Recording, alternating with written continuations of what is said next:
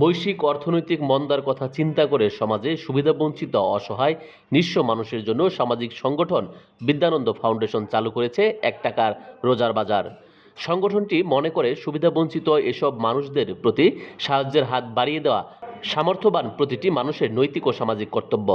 সোমবার নবম রমজান সকালে নগরীর বিপ্লব উদ্যানে চট্টগ্রাম সিটি কর্পোরেশন সার্বিক সহযোগিতায় এ রোজা বাজারের আনুষ্ঠানিক উদ্বোধন করেন city mayor doctor Shahadat Hossain.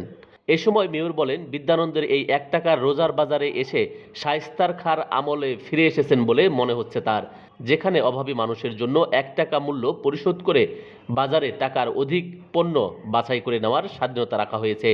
এ সময় মেয়র অভাবনীয় এই উদ্যোগের প্রশংসা করেন।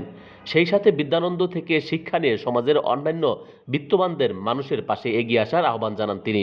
এ বাজারে দেখা গেছে নগরীর বিভিন্ন এলাকা থেকে আগত নিম্ন আয়ের মানুষজন তাদের নিত্য প্রয়োজনীয় পণ্য বাজার করছেন। মাত্র ১ টাকা দিয়ে তারা নিজেদের পছন্দের ১,০০০ টাকার বাজার করছেন। বাজারে মিলছে ১ কেজি চাল ১ টাকায়, ১ কেজি ছোলা ২ টাকায়, ১ ডজন ডিম ২ টাকায়, ১ লিটার তেল ৪ টাকায়, একটি মুরগি ৬ টাকায়। বিদ্যানন্দ ফাউন্ডেশনের গভর্নিং বডির পরিচালক জামাল উদ্দিন জানিয়েছেন, এই ১ টাকায় রোজা বাজারে ৫ শতাধিক দরিদ্র পরিবার কমপক্ষে ১,০০০ টাকার নিত্যপণ্য সামগ্রী নিয়ে যেতে পারবে।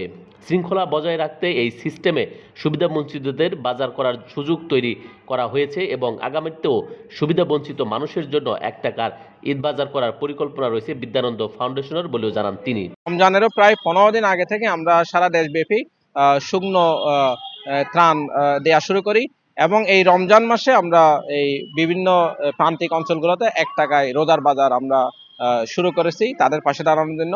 তাদের এই দুঃখের সময়ে এই বাজার কিছুটা হলে স্বস্তি যোগাবে, কারণ এই বাজারে ওনারা ১ টাকা দিয়ে প্রায় ১,০০০ টাকার বেশি এই পণ্য নিজেদের পছন্দের বাছাই করে নেওয়ার সুযোগ ওনারা পাচ্ছেন।